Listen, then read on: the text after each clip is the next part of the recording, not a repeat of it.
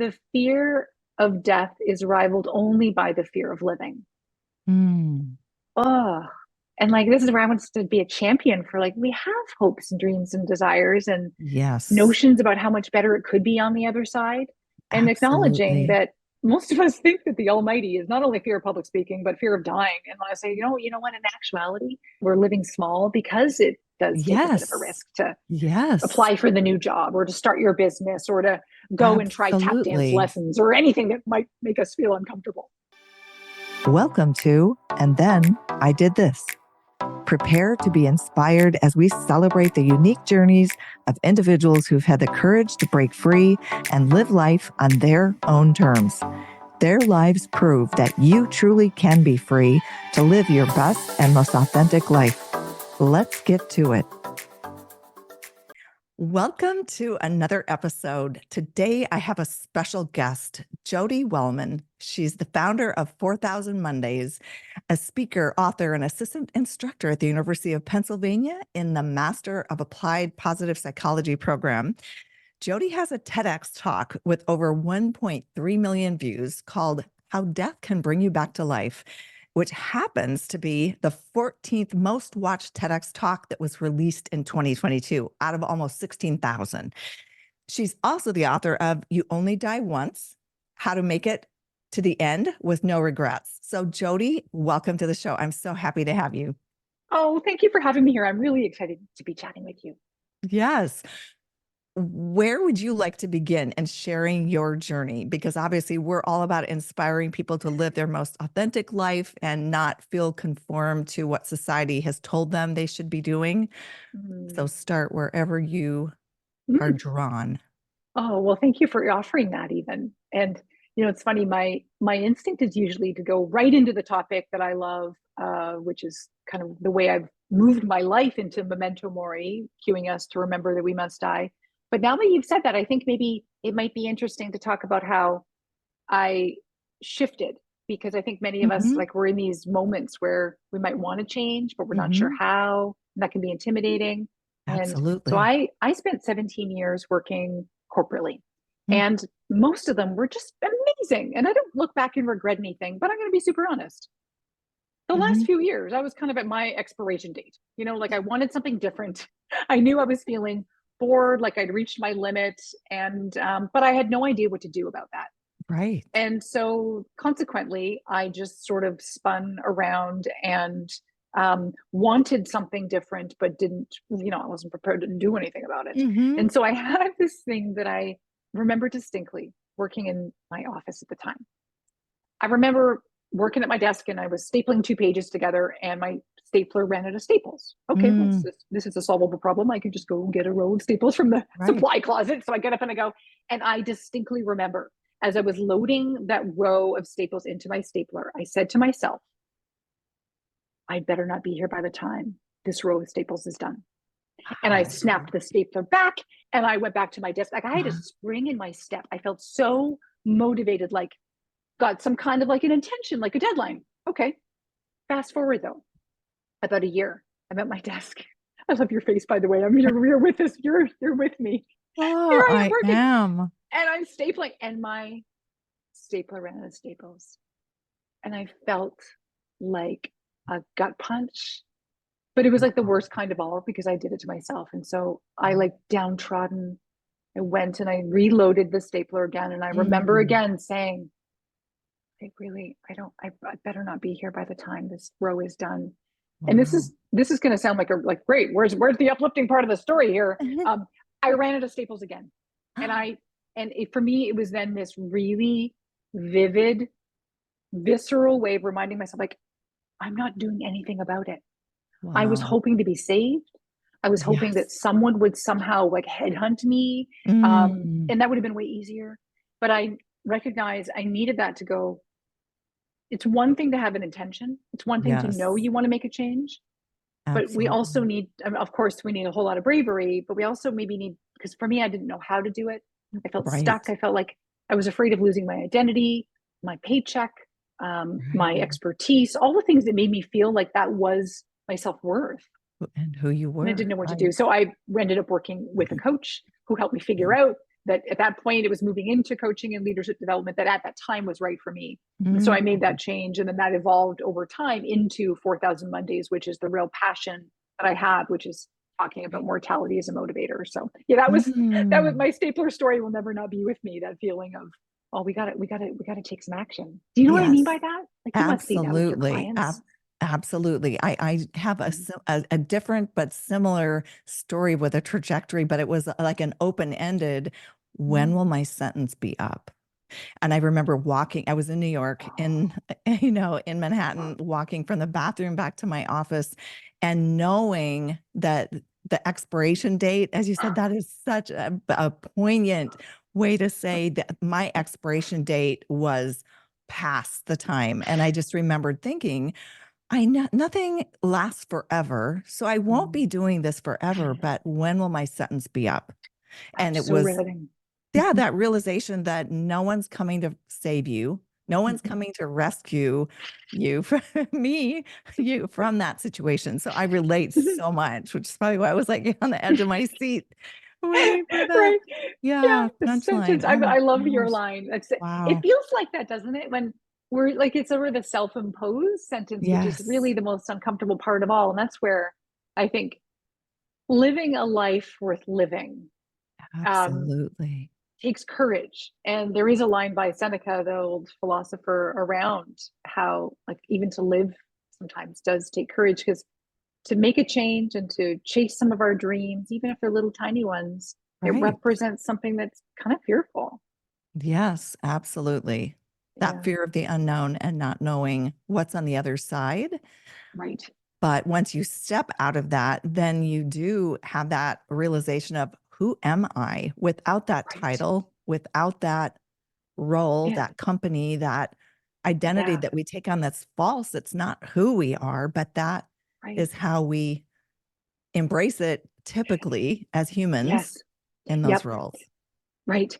Yeah, and I find there are a couple of things, like the belief we deep down know that the potential of what else is out there is great. And I think Yes. we do believe that. It's not that we sit around and think, well, it may not be any better. I mean, some people might think Right. that, but it's usually about the promise. Like, we know what's on the other side of fear. But then Yes. it reminds me of the quote that I come back to time and time again personally, because I have to override my default setting, which is to be Right. grilled chicken. And it is this idea, like, the fear of death is rivaled only by the fear of living. Mm. Oh, you know? And like, this is where I want us to be a champion for, like, we have hopes and dreams and desires and Yes. notions about how much better it could be on the other side. And acknowledging Absolutely. that, most of us think that the Almighty is not only fear of public speaking, but fear of dying. And when I say, what, in actuality, we're living small because it does take a bit of a Yes. risk to Yes. apply for the new job or to start your business or to go and try tap dance Absolutely. lessons or anything that might make us feel uncomfortable. Absolutely. Yeah, I just remember another thing that I had done to shake myself from where I was at was I Yeah. wrote down the names of people that I thought were aspirational, and Ooh. I wrote, would that person show up, sit in a uh, cubicle, sit in boring, meaningless meetings, yes. spend their days doing work that is not inspiring? Yep. No.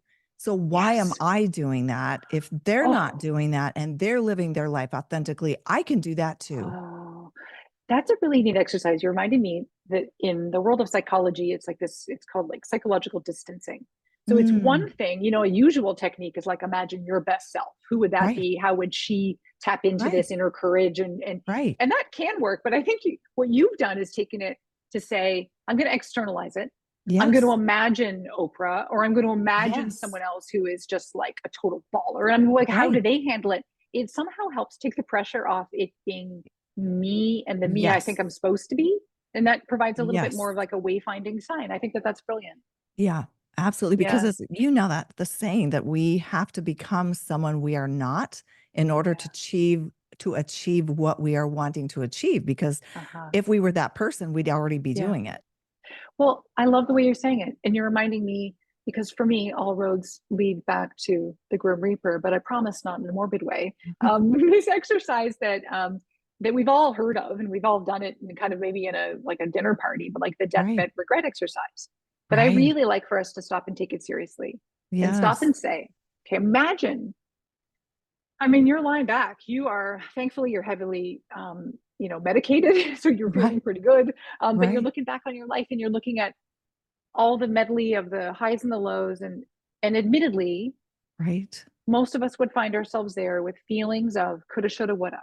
Like I Right. wished I had done this. I wish I took that path. Like the pangs. And these are not Yes. regrets, by the way, of things we did. Those are called regrets of commission. And typically those, I mean, those are water under the bridge. We did them and most of us can live Right. with it. The part that eats us up inside are the regrets of omission, like those paths Right. not taken, the things that we didn't do. Right. So that's an exercise to say, okay, like let's get out a, write out a list, bullet point list. It can be big. Like, man, I would really regret that I never did. Get back Right. out there and try and find a partner after my divorce. Or I regret that I didn't apply for that big job. Or I'd regret that and it could be tiny little things too, right? Right. Like, man, like I regret that I didn't go for more walks after dinner and check out, go to the sunset at Yes. the lake or the Abs- ocean, or or I regret that I wasn't bolder, or I regret that I wasn't, the kind of person that just, was willing to say yes to some last minute invitations. Like, and Right. when we write that list out, here's the power in it. Right. I call them pregrets because they're they're Mm. they're regrets in the making. They haven't happened yet because we're Right. not on our deathbed. Like, Right. hallelujah. Why Absolutely. not look at that list and say, okay, which one or two is the most? What would it take to take action on that thing today? Absolutely. Right? Absolutely. Yeah, taking a step. I will have those thoughts at times Mhm. where even at the end of the day, and I live near the beach, so I'm able to, Yeah. within 10 minutes to go take the dog at the end of the day. And I may feel in my head mentally like, oh, I just want to lay down and rest for a little bit. Yeah. And then I'll think, going to the beach and doing that outdoor fresh air, sun setting experience like that, Yeah. that's an experience that Yeah. I will miss out on if Mm. I go lay down right now because I can lay down anytime. Like I can rest when I'm dead. As your I think your books and just your philosophy around don't waste your life. Yeah. Yeah, yeah. And you're talking to someone, by the way, like for me, I am a homebody and I'm an introvert. And so I need to be encouraged to live, right? So I'm Mhm. half of this stuff I just write for myself and it happens to apply to a lot of us. And your example is such a good poignant one. It's like we're Mhm. faced with choice points Right. throughout our day about Yes. whether to plug in and feel more alive or not. And I, by the way, am a big advocate of like rest is good. I'm not Right. suggesting that we all just Right. live exhausting lives that look good on Instagram where we're like Right. doing all the classes and going on all the travels and doing all the Right. dinners. Like, let's just like calm down for a second, Right. catch our breath. But Exactly. when given a moment, Right. that's a moment where I think what you do is in my language is would I regret going or would I regret not going? Right. Exactly. Because I thought it was like, it's gonna be in a couple hours, it's gonna be dark outside anyway. I can Yeah. still rest. It's not like Yeah. I'm not going to get that opportunity to rejuvenate myself. Right? Right. Right. Yeah. Yeah. Yeah.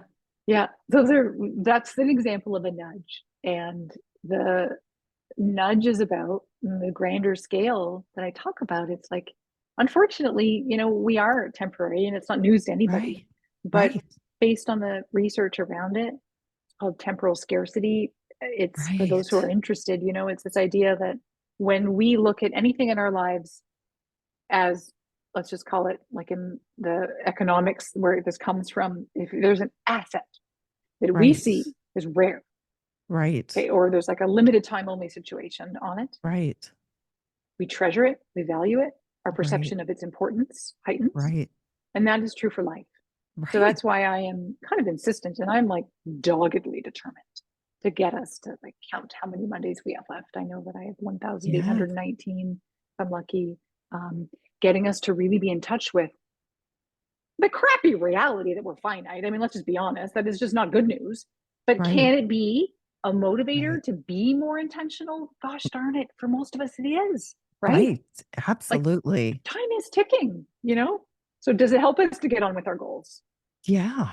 absolutely. I know I saw another visual, and I'm sure you've seen this also, where someone has 80 circles and they've Mm. circled in the first 40 because Mhm. they're 40 and they have 40 more, if they're lucky, Yeah. 44, to Mhm. go. Mhm. And it just visually shows you Mhm. how Yeah. much time is left. Yes. And the other thing that I heard once, which really took me back a minute, is Mhm. around loved ones or people that are really Mhm. important to us, that if we see Yeah. the person, maybe we don't live near them, or we see them like twice a year, Yeah. depending on how much time, say you've got 20 circles left and Yes. you see that person two times, or that person you care about maybe has Yeah. 20 years Yeah. worth of circles left, and you see them twice, that means you're going to see them maybe 24 more times total. Totally. I Isn't it profound? Right? And this is the stuff that I feel like it's uncomfortable, and yet it's Right. eye-opening, and it can help us to design our days and make better decisions. I'm in that Yes. same boat with visiting my dad, who's turning 87. And so he Wow. actually is Yes. minus 10 circles, right? Like Yeah. the way the math works. Recognizing and doing this countdown. For many of us, I talk about counting how many Mondays we have left till the end. And, roughly we get 4,000 Right. Mondays. That's why I named Wow. my company that. Right. But I find that the life countdown's really profound. Some of us find the career Mondays left even more riveting. Ooh. And I remember, I mean, I do this Wow. stuff for a living, but I hadn't done my career one in a while. And maybe a few months back, I sat and calculated, and I don't have intentions to fully retire, but whatever it's going to look like for me to be like, I'm going to mostly be unplugged. And when Right. I did that math, however, it might have been like 642 Mondays, my jaw Wow. dropped, and it made me feel like, oh, whoa, whoa, whoa, whoa. Like I have so much more I want to do, that I want to Right. try to, whether it's my workshops or speaking or books, and like, and unfortunately, we need that feeling, that Yes. discomfort. And my background is positive psychology. So, admittedly, there is always a part of Right. me that feels a little bit guilty by using the scarcity mode, Right. because Right. we prefer to talk about abundance, and there's lots of Right. abundance, and we're Right. ultimately, Right. it's all in service of Absolutely. living more of an abundant life. But Yes. we need the poke in the ribs. I need for us to stop and go, okay, how many working Mondays would I have left? And for many of us, what that does is we look at that number and we go, oh, I cannot do that life sentence. Like you said, Right. that is a Right. sentence that I would rather die before that if I had to work that many more Mondays at this company. And that might Right. be the motivator to be like, no, no, no, no, no. Yes. Or for some of us, it's that I love what I'm doing and I want to do more of it. And that's not enough. And Right. now I need to prioritize of these Yes. 80 things I keep deferring, and oh, I'll do it one day. No, I have to take it seriously. And now I have to say, with more of a sense of urgency, not frantic urgency, but Right. inspired urgency. What Yes. are the 5 things I really want to make sure happen in the next little bit? And I what would be one thing I could do to mm, make that start to happen? It's like I recalibrating. I love the inspired urgency. That's so good, because I don't necessarily look at it as like a scarcity or like, a lack of. I look at it more Mm, in intentional mm, living, because the two things we don't get back is our time and our energy. mm. You can get money Good back, point. you can get Yeah. possessions back, people obviously we can't, we can meet them in the spirit realm, but being intentionally living is Mm. Hmm. is what it's I all like the way you put about. that. Yeah. Yeah. So this intentional thing, one of the things I notice, especially in workshops, so I might do retreats with groups, or just even if it's a 2-hour workshop with a team, Right. and getting people thinking and going, okay, what makes you happy? What makes you feel most alive? Yes. And admittedly, I'm often met with a look of a bit of like a deer in headlights, especially for busy working women. Just to Right. gender this for a second, and I know it might sound a little bit like I'm, stereotypical, but typically, or people who are in more like caregiving roles, like looking after other people, Right. kids, maybe aging parents, Right. etc.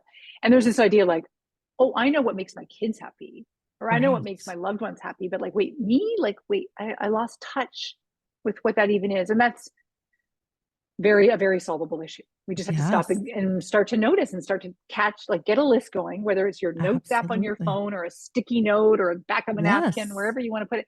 Just start noticing it, because then what we can do in these moments of our lives, that really our lives are just these like 15-minute increments stitched together to make a day, and then it makes a week and a life. Right. It's being intentional that a lot of our time is spoken for if we're Right. working, right? Okay, Right. you're in a meeting from 1 to 2. Okay, well, that's not necessarily your time. But if you have a little break from 2 to 2:30 before Right. your next thing, or you've got Thursday evening, it's Right. open, what might you be able to do that would delight you? That doesn't have Yes. to cost a ton of money necessarily, if money is Right. an object, or doesn't need to take a lot of energy or time, like you said, those Right. really scarce resources. And for some of us, we just aren't thoughtful about, what would Right. be lovely is if I sat outside and read a chapter of a murder mystery book that I never read. All I read are business books, or all I Right. read are self-help. I mean, obviously read my self-help book, but like, Right. what if it meant like designing and going, that would make me feel really alive? And it Right. doesn't, again, this is not about renting a villa in Tuscany. I mean, Right. do that too. But ideally, it's like a Right. little micro moment of like you saying, Exactly. I'm going to the beach and I'm going to do Yes. this walk. And while I'm there, maybe I'm going to listen to a playlist that reminds me of my favorite high school tunes. Like maybe Yeah. that's another way to elevate your existence for 30 minutes. And then you come back Absolutely. and you do the rest of the whirlwind of your evening routine, Yes. right? Like Yeah. intentional, being really thoughtful. But we Ab- we have to clue in first. What are those things that might bring me Yep. joy? Absolutely. Absolutely. Because that's making me remember when before I had started the coaching program in New York at the New York Open Yeah. Center, there was an open house. And I rushed on a Friday afternoon, caught a cab. It was like the end of the day, working late on a Friday, like why? Mm. But I got there and they were doing the icebreaker. I got there just as it started. I got paired with one of the founders of, it was called Coaching for Transformation. And the icebreaker was, if you could do anything with your life, what would you do and why? And there were no barriers. What would you do and why? Wow. And so he asked the question of me, and I couldn't even answer the question. My response was, as tears started to roll down my cheeks, how long do you continue doing something that's sedating your soul? My heart is still racing right now. Ooh, as I say that, because I knew my expiration date was so beyond what the time Yeah. was that I was meant to be doing that. So I committed that night to do the coaching Yes. program. And it was Yeah. a big stepping stone toward owning my life and Oh, taking those steps to make something different happen. yes. Yes. And it's in I, those micro moments. It's in those, tomorrow I'm going to get up a little bit early, or I'm going to, just as you said, like, in the evening, whether it's spend a little time, I'm thinking of, people who wanting to transition into something different. It just takes the decision Mhm. and then mapping out just a little runway ahead of you just to get Yeah. started. Yeah. Yes. Oh, mapping it out. I love that. Isn't it amazing too how visceral that moment was for you, a transformation? You remember running in the middle of that icebreaker. Yes. Like these are moments in life that I look at, how they say when you die, your life flashes before your eyes, and there's actual Yes. evidence that when we die, there's that part of our brain is activated, the sort of Right. as though it would look like you got the highlight reel. And I like to imagine that it's the highlights that flash by our eyes, not the lowlights. Right. And then these moments where we are completely capable of creating these moments. These are just choices Yes. to no Absolutely. longer settle. And I think, to be super honest, I think some of us need to settle a little longer than others in order to really, again, simmer in it and feel the pain to move. But Right. but I think the issue is that most of us simmer too long and then we're just waterlogged. And like you said, sedated, our souls Oh, are sedated. You did yes. like 3 life sentences. I think I did 20. I mean, we've done Yeah. it. We paid our time. We paid our debt to society, and now we're out.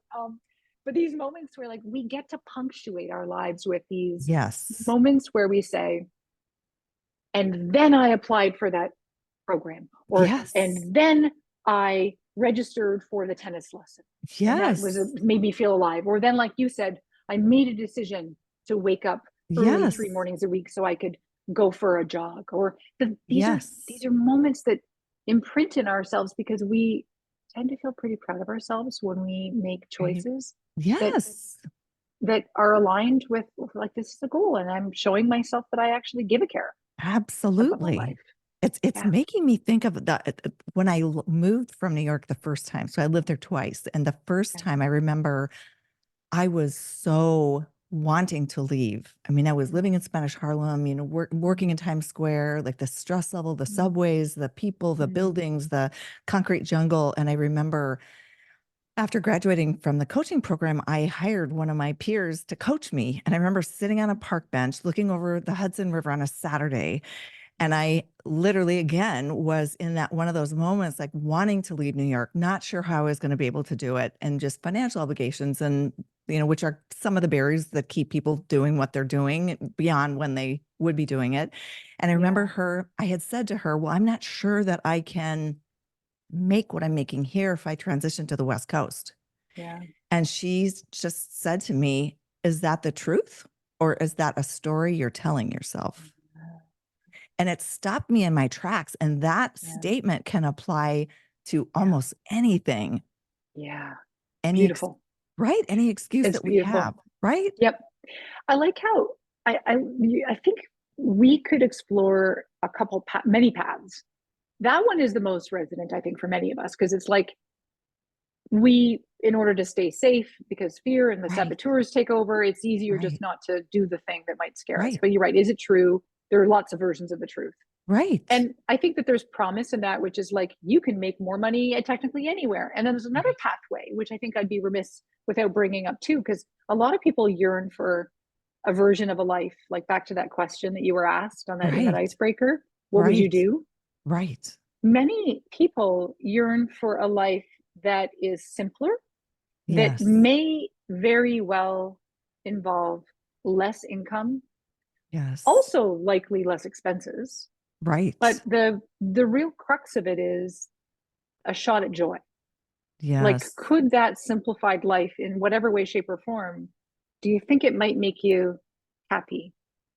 And right. many people are so sure that doing that thing, like, I work with a lot of people I used to who were, how you kind of you just keep getting promoted unless you're a moron, and then all of a sudden Right, you're like managing people, and you're like, right, do I really want to manage people? And then all right, of a sudden they're leading people, and that's adding all this stress to their lives, and they're just like, I right, used to like it when I was a graphic designer, and I didn't right, want to be all the art director and do the whole thing, and now I've got all this stress and pressure, but I like it because the title's cool, and I do like the right, dough, and it does look kind of good on LinkedIn, and we get locked into these things versus, right. could the simpler life actually, maybe it does mean less money. Maybe it does Yes, mean that you're not, but what could that do for you? And then right, for some people, and believe me, I'm not in the business of helping people dream small. But if right, that's the resident choice, if right, that's the thing that might make somebody feel like, but then I could go and I could do pottery class at night and I wouldn't feel so stressed. And I right, could, then back to my idea, like, life is too short to not right. make these changes because Oh, time's ticking. And would we rather get to the end and feel like I led yes, a life that I feel like was authentic to me, that I right, honored some of these choices rather than I let life happen to me? right. Nobody wants the Absolutely. feeling Yeah. of having, like, we want autonomy. That's one of the Yes. major motivators. That's one of the ingredients in psychology. The motivation is like, I made choices. I had Right. agency. I made choices that were in line with stuff that I wanted to give a Right. try. Well, the interesting thing about the next step of that story, the end of that was that I literally immediately stopped. Like I had some tears rolling down my cheeks. That stopped immediately. Mm. Went back to my apartment, Mm. started taking action, proactively reached out, and wound up within 3 weeks, packed and moved to San Diego Oh my in a goodness. new role, making more money than I was making where I was at. And it was that it wasn't about the money or any of that directly, but more so getting me in Yeah. action because Yes. I was frozen in place in an unhappy spot when Yep. just taking the shackles off and giving myself permission to Mission. take action, Yep. it just put Oh, everything in motion. I Right. love that so much.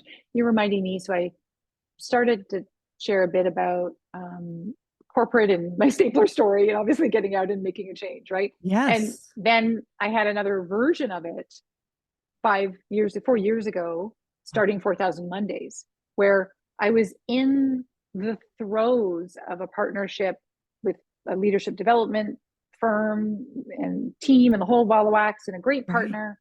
But this topic of memento mori really grabbed hold of me. And I went to school, I went to grad school and I studied it, and it gave me, it literally infused me with more life, which I realize is ironic that the topic of death Mm, can technically fill you with more life, but I hope we're kind of right. on the wavelength now of like, oh no, but it can really like animate us. And Yes. I knew that I needed to make this my thing. And I'm conflict avoidant. Okay. So it was not in my nature to want to go back to my business partner who was Right. looking to expand in other ways and Right. go and say, I want to go solo. But I Right. also knew, back to this whole like practice what you preach, honey bunny, do Right. I want to get to the end and feel like, what am I going to settle the rest of my career and life Right. for someone else's dream? Even though Yes. it was awesome working with them. But like, I was not going to muffle my dream and Right. snuff the life out of it or Right. compromise and find little ways to entertain it. I wanted to live the full version of my life. And so Yes. that did require the same kind of like gumption, to have the Yes. conversation, which again, I see people. There's a woman I used to coach years ago when I was coaching, and we had a catch up. She said Mm, she didn't want to leave her team, mm, even though she was unhappy, right. because she had a team member working under her. And she said, I would just feel so guilty leaving her because I've just gotten her up to speed and I don't want to leave Mm, her alone on this team, which is dysfunctional. right. And I understand that. And isn't that a lovely notion? What a good Right. character.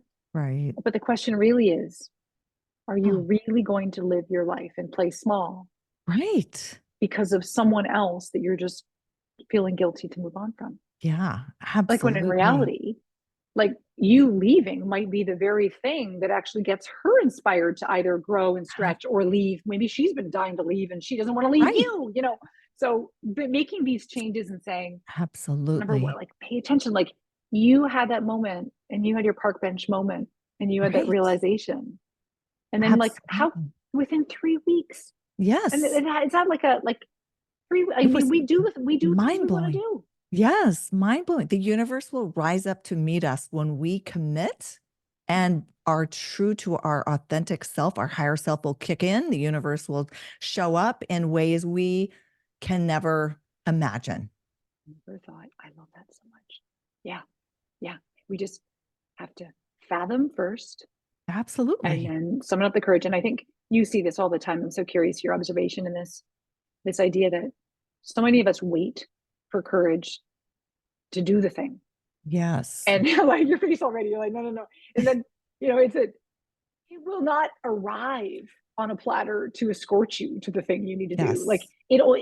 it grows from the Yes. nerves and the butterflies in your stomach and the sweat and Yes. the fear. Like that is what courage is made of. And so we have to do the thing first. Try it. Yes. Yeah. There's Yep. no one coming to save you. There's no one's coming to save us from any miserable position or role or job or life situation, relationship. Like we have to own our lives, own what we are creating and be willing to face it and take action. The minute you take action, we're creators. The Yeah. minute we take action, we are igniting inspiration within Yes. ourselves. It can be scary, but it's also energy that's flowing through Yeah. us that, if we're not growing, we're dying. Oh, I love Which, that. and Yep. so to stay in action and Mm, and just take a minor step, just that making a decision can be a big step. absolutely. I'm a fan of starting a document. Start like, if you want to like take notes on something, I'll go Right. open up Word, file, save as, I'll name it something inspiring, and then I've saved it, and I already feel like my goal's in motion because I'm already starting to take notes on it. It's just Right. little tiny little steps. You just reminded me, a woman I used to work with in Toronto, her name's Jessica. We were going through at the time merger and acquisition, Mm, and it was stressful for people. And she came into work one morning and said, I had an epiphany last night. I decided I want to look back on all this and feel mm, proud of how I handled this transition. mm. And that has stuck with me all these years, Wow. the words of Jessica. And I think now about how this is true for life. Do we want to look back? And it doesn't have to be from the deathbed. I mean, let's just take a Right. step away from there for a minute.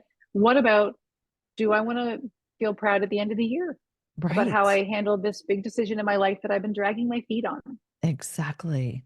Exactly. And to take Sometimes that's action, the because if motivator. we don't take action, the universe will sometimes, it's like I have a friend who's an intuitive healer, and she will say, we'll get whispers. It's Uh, time to change. It's time to move on. And when we don't listen, it's like, it's time to move on. It's time to, and if we don't do it proactively, sometimes we'll get booted in the butt and bumped out of whatever that yes, situation is to do yes. what is next and what we're meant to be doing instead of living Mhm. asleep at the wheel. Right. Right.